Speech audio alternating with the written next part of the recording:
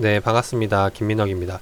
자, 이번 시간에는 쿠팡 관련주들 한번 좀 이야기를 드려볼까 하는데, 자, 요번에 쿠팡이 국내 주식시장 상장이 아니라 뉴욕 증시에 상장한다라는 이야기가 나오면서 요번에 이제 관련주들이 크게 올라오는 모습이 나타나고 있습니다. 그 중에서 대표적으로 이제 물류 관련주인 동방이라던가 아니면 이제 OTT 관련주인 이제 KTH라던가 이제 요런 종목들을 보면은 이제 갑자기 이제 상한가를 계속해서 기록하면서 올라오고 있는데, 자, 이번 시간에는 뭐 쿠팡 관련주들 뭐 KCTC라던가 이제 뭐 여러 종목들이 있지만은, 오늘 시간에는 동방이라는 기업을 좀 보면서 한번 이렇게 급등할 만한 명분이 있는 종목인지 이제 이런 부분들을 좀 판단을 해볼까 합니다. 자, 일단 첫 번째로 동방이라는 기업이 쿠팡과 어떻게 해서 연관이 있는지 이 부분부터 먼저 좀 살펴봐야 될 것 같은데, 자, 동방은 요번에 쿠팡의 물류 전담 운송사로 해서 선정이 돼가지고 이제 관련주로 엮인 내용이죠. 그래서 일단 그 부분부터 먼저 좀 살펴보면은, 공시를 좀 보면서 말씀을 드려보도록 할게요. 최근 분기보고서 공시를 보면은 이제 그 내용이 어디 나와 있나 좀 쭉 살펴보도록 하겠습니다. 쭉 살펴보시면은 시간 관계상 바로 찾아서 볼게요. 자, 수주사항에 나와 있는데, 이제 쿠팡이 물류 전담 운송사 선정 계약을 체결을 했다, 동방과 함께. 그래서 수주 일자가 2018년도 12월 18일이라는 겁니다. 그래서 이날 수주를 했고, 그래서 4년 동안 진행을 하고, 더 추정 계약 금액이 이제 대략 520억 원이다. 그래서 요거를 연간으로 나누게 되면은 대략 1년에 130억 원의 계약을 체결을 했다라고 보시면 되겠죠. 그래서 일단 이 부분에 대해서 현재 이제 급등에 대해서 이제 가치를 한번 좀 반영을 해보면 어떨까 생각이 돼요. 사실 이 금액적인 부분으로 해서 단순히 기업에다가 매출적인 부분에서만 더하게 된다면은 그렇게 뭐 주가가 뭐 2배, 3배 뛸 정도의 계약금은 아닙니다. 하지만 이제 쿠팡이라는 게 뉴욕 증시에 상장을 하게 되면은 여기에 대해서 플러스 알파의 가치가 붙기 때문에 이제 이런 부분에 있어서 추가적으로 더 높게 평가할 수 있는 부분이 될 수가 있다라는 거죠. 그래서 일단 이런 부분을 보고 긍정적으로 접근을 해서 요번에 이제 공략에 들어가시는 분들이 많을 텐데, 자, 그러면 이제 동방이 그 외적으로 또 어떤 부분들이 특징이 있는지 이 부분들을 좀 살펴볼까 해요. 그래서 일단 이번 시간에는 좀 뭐 여러 관점이 있겠지만은 좀 실적 중심으로 좀 보면서 설명을 드려보도록 하겠습니다. 그래서 쭉 보다 보면은 이제 눈에 보이는 게 하나 있는데, 계열사에 관한 사항에 들어가시면은 지금 동방이라는 기업이 현재 상장되어 있고 비상장 기업들이 이렇게 보시면 쭉 나와 있어요. 자, 이거를 왜 보냐면은 비상장 기업이라는 것이 이 동방이라는 기업과 같이 연결되어 있는 것, 즉 지분을 얼만큼 가지고 있느냐에 따라서 거기에 대해서 매출이 발생했을 때 동방이 실제로 매출액에 대해서 이제 플러스 알파가 될 수 있는 부분이라는 거죠. 그래서 실제로 어떻게 연관이 있는지 이 부분 좀 보여드려 보면은, 자, 여기 지금 보시면은 쭉 출자 현황이 나와 있는데, 여기 중에서 지금 보시면 지분율이라는 게 있죠. 그래서 지분율이 지금 뭐 50%, 29%, 48% 쭉쭉쭉 있는데, 자, 50% 있다라는 말은 지금 이 비상장 기업이 예를 들어 순이익 100억을 벌었다. 그러면은 이 지분법 이익에 통해서 이제 50억에 대한 순이익이 동방으로 들어가게끔 되어 있다라는 겁니다. 그래서 이런 부분들을 봤을 때 이 여러 비상장 기업들 중에서 실제로 좀 매출이 나오고 있는 기업들, 순이익이 잡히고 있는 기업들을 좀 살펴보면은 여기에 대해서 플러스 알파를 해볼 수가 있다라는 거죠. 그래서 최근 이제 사업년도 재무 현황을 쭉 보시면은 단기 순손익이 나와 있는데, 여기에 대해서 이제 좀 손익이 좋은 것들 보시면, 예를 들어 지금 이게 100만 원 단위니까 100만, 1000만, 억, 10억, 이제 지금 보시면 28억이죠. 28억, 55억 이런 것들에 대해서 지분을 좀 보자라는 거죠. 쭉 보시면은 이게 지금 지분이 17%짜리 그리고 44%짜리가 있는데, 대략 이제 55억이면은 50%라고 했을 때 대략 이제 한 뭐 이제 25억 정도가 되겠죠. 그게 이제 동방의 순이익 매출로 잡힐 수가 있다라는 겁니다. 그런 관점으로 봤을 때, 자, 요게 지금 뭐 하는 기업인지를 좀 이제 살펴보자라는 거죠. 그래서 쭉 보시면은 UNTC라고 이번에 비상장되어 있는 거고, 지금 별표 표시가 있는데 쭉 내려보시면은 별표가 최근에 이제 사업명이 바뀌었죠. 울산 동방 아이포트에서 UNTC로 바뀌었다. 그래서 쭉 보시면 되는데, 일단 그 비상장 기업들 중에서 이렇게 좀 괜찮은 매출이 나오면서 잡히고 있는 게 UNTC 말고는 없는 것 같아요. 그래서 일단 이게 앞으로 좀 어떤 전망이 있을지 이런 부분들 좀 체크를 해보면 좋을 것 같고, 그리고 이게 지금 단기 순손익 최근 사업연도에 대한 부분이기 때문에 요게 지금 이제 그 비교해 볼 만한 게 아까 쿠팡 연간 계약 금액이 이제 대략 130억이니까 그걸 기준으로 봤을 때 요게 어느 정도 비중을 차지하겠구나라고 생각을 해볼 수가 있다라는 거죠. 그래서 일단 이 부분에서도 좀 관점을 보고, 그 다음에 쭉 내려보시면은 이제 비상장 기업들 말고 유가증권 상장되어 있는 기업들, 실질적으로 이제 포스코라던가 쌍용자동차에 옛날에 2007년도 3월달부터, 그리고 쌍용차 같은 경우는 2009년도부터 단순 투자로 계속해서 투자를 해왔다라는 겁니다. 그래서 일단 이게 만약에 올해 장투를 하면 우리는 흔히 이제 많이 오른다라고 알고 있기 때문에 여기에 대해서도 단순 투자로 인해서 얼마큼의 투자 이익을 볼 수 있는지 이런 부분도 좀 기대를 해볼 수 있을 것 같아요. 그래서 일단 요거에 대해서 좀 기대를 해봤는데 보면서 말씀을 드리도록 할게요. 실제로 포스코 같은 경우 2007년도 3월 달에 어느 정도 주가를 나타냈냐면은, 포스코로 넘어가서 2007년도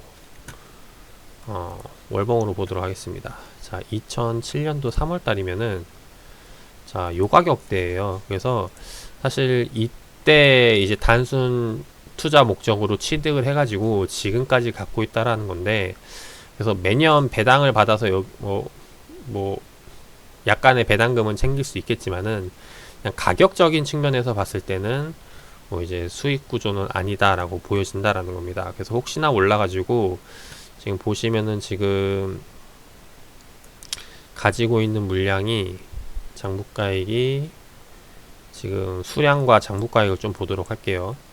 쭉 내렸을 때 1000주에다가 100만원 단위인데 쭉 내려서 보시면은 자, 2000주에 100만원 단위니까 100만, 1000만, 억 대략 4억 3천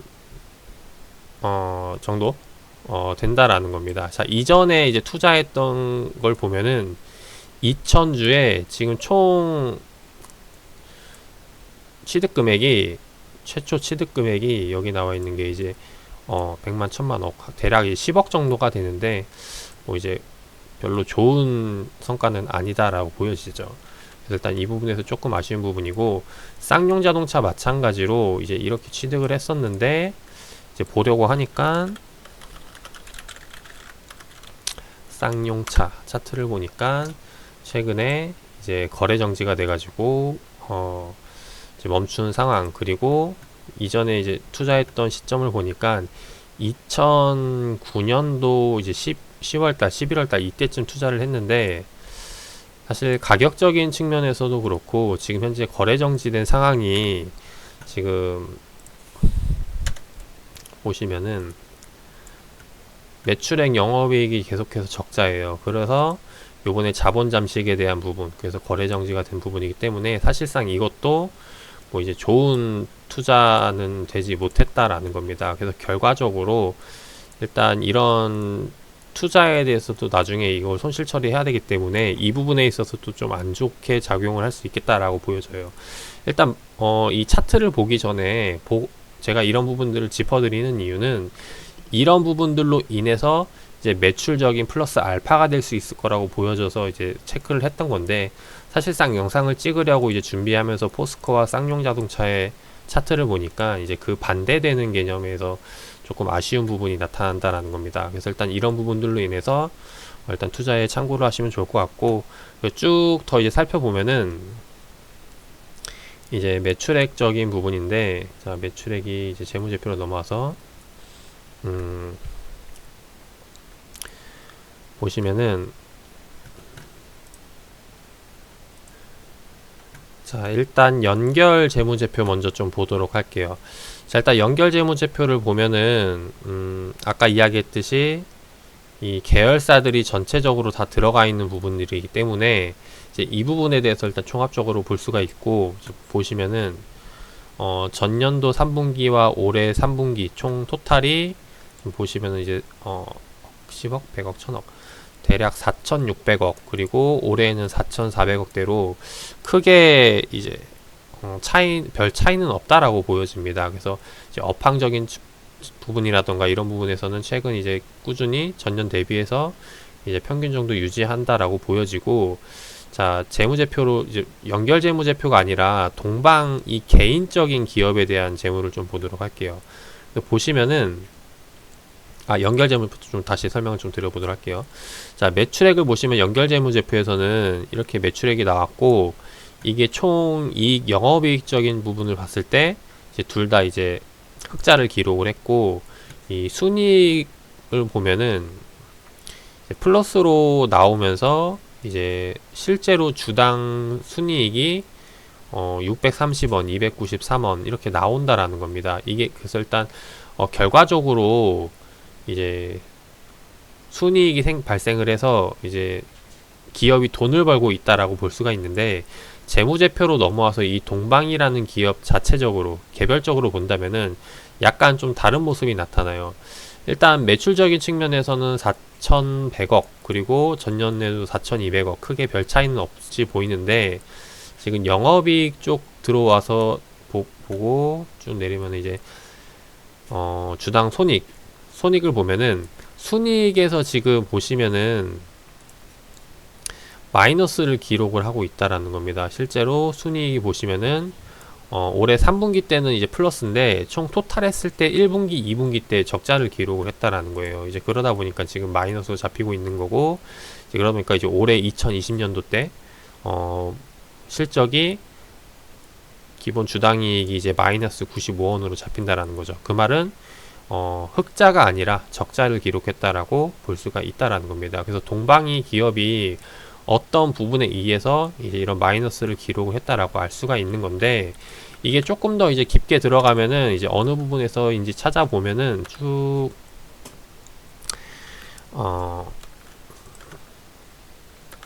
나오는데, 이제 이게 이제 이 부분인 것 같아요. 쭉 보시면은 동방이라는 기업이 내고 있는 매출이 항만 쪽, 화물, 자동차 운송, 선박 운송, 기타 영업으로 나눠지는데, 이 항만 하역 쪽에서 보시면 매출액이 전년 대비해서 크게 별 차이는 없지만은 영업이익 부분에서 올해 이제 크게 마이너스 적자를 기록을 하고 있다라는 겁니다. 이제 그러다 보니까 주력 사업 쪽에서 이렇게 손실을 기록을 하게 된 거고, 이게 올해 2020년도 순이익에 적자를 기록을 한다라는 거예요. 그래서 사실 지금 이 동방이라는 기업이 만약에 지금처럼 급등이 나오지 않고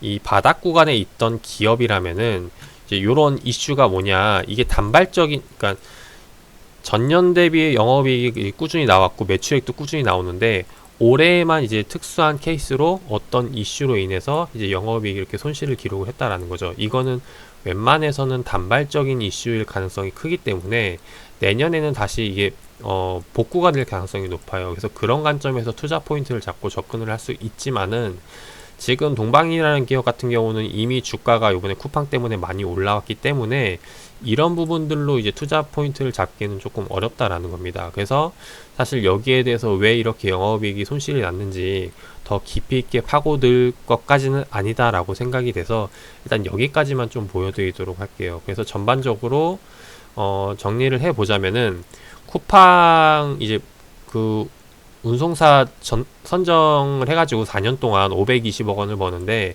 매년 벌어들이는 거는 대략 계약 금액이 이제 120억 정도가 된다. 그리고 이제 포스코랑 쌍용차에 대해서 투자액이 나왔으면 좋았을 텐데, 여기에 대해서는 좀 기대를 하기 어려운 부분이고, 그 다음에 이제 또 매출적으로 이제 기대를 해볼 수 있는 게 계열사에 대한 부분. UNTC가 그나마 이제 매출이 좀 잘 나오고 있기 때문에 지분도 44%를 가지고 있고, 여기에 대해서 연결 재무제표로 잡혔을 때 추가적으로 플러스 알파가 되는 부분이다라는 겁니다. 그래서 실제로 동방이라는 이제 재물을 볼 때 우리가 흔히 많이 보는 게 이제 이게 되겠죠. 여기서 보시면은 연결 재무제표로 해서 최근에 6천억, 5,600, 4천, 5,200 그리고 19년도 때도 6,300억대 이렇게 벌어왔고 영업이익도 꾸준히 뭐 100억, 200억대 꾸준히 벌어오던 거. 그래서 올해에는 대충 어느 정도 이제 영업이익을 지금 3분기 기준으로 봤을 때 대략 이제 현재 3분기 기준으로 72억 순이익이 잡히고 있고 매출액이 대략 4,600억 정도를 잡고 있기 때문에 전년도 전전년도 대비해 가지고 매출액 영업이익에 대해서는 크게 이제 변동이 없다라는 겁니다. 그 말은 즉 주가가 이 전년도랑 지금이랑 매출로 봐서는 크게 차이가 나지 않아야 정상이다라는 거죠. 그렇게 되면 사실 이제 올해 급등이 나왔던 이전의 주가를 봤을 때 주가가 지금 2,000원대 이 가격대가 되는데 사실 쿠팡 때문에 이렇게 12,000원대까지 13,000원대까지 올라갔다라는 게 실적 측면에서 봐서는 납득이 되지 않는 부분이라는 거죠.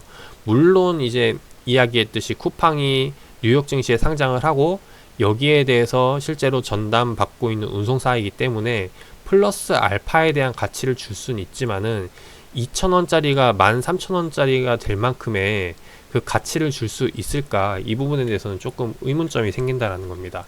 실제로 쿠팡이 이제 뉴욕 증시에 상장을 하게 되면은 국내 증시에서도 이제 우량주인 네이버 같은 경우도 이번에 영향을 받았는데 이 영향을 받은 이유가 국내에서 이커머스 사업을 하고 있는 이 네이버가 이제 거기에 대해서 플러스 이제 가치적인 측면에서 올라간다라는 거죠.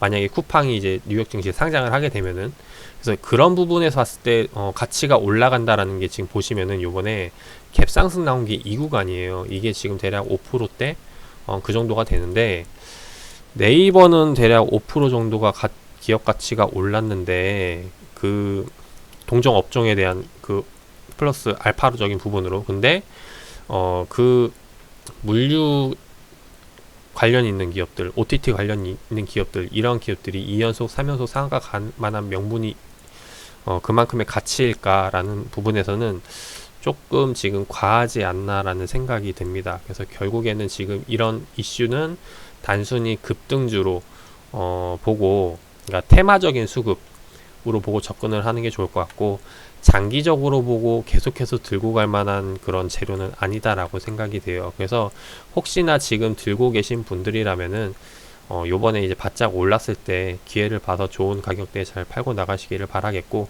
장기적으로 본다면은 지금은 상당히 고평가되어 있다라고 생각이 됩니다. 그래서 투자에 참고하셨으면 좋겠고 실제로 쿠팡이 상장이 돼서 국내 주식들도 플러스 알파의 가치를 받았으면 좋겠고 거기에 대해서도 이제 좋은 결과들 나오시길 바라겠습니다.